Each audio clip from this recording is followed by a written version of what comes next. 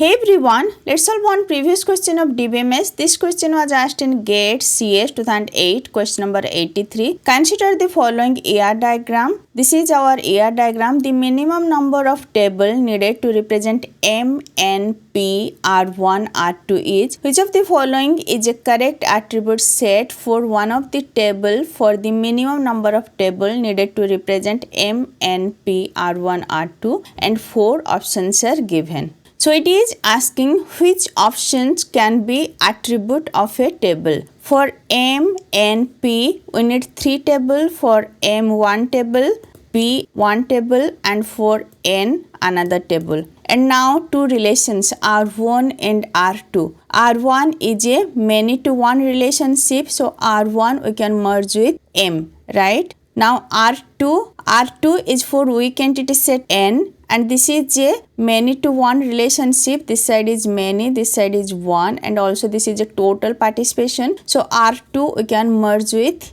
N, right? So total there will be 3 table for M, P, N. R1, R2 we can merge with M and N respectively. Now table M can have attribute M1, M2, M3, and it can have P1.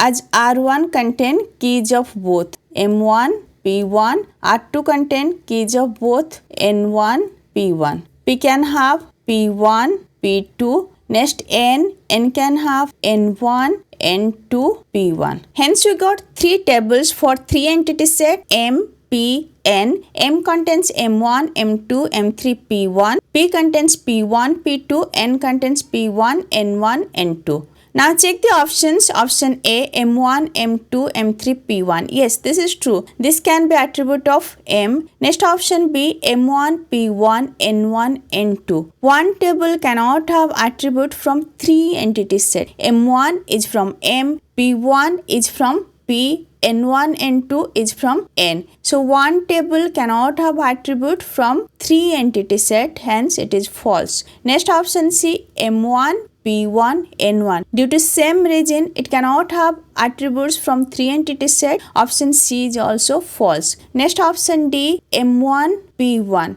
M1, P1 can be attribute of R1 if we are creating separate table for R1. As this is a many to one relationship, we are not creating separate table for R1. That thing will merge with M. Hence M1 and P1 cannot be attribute of a table. We found option A is true while option B, option C and option D are false.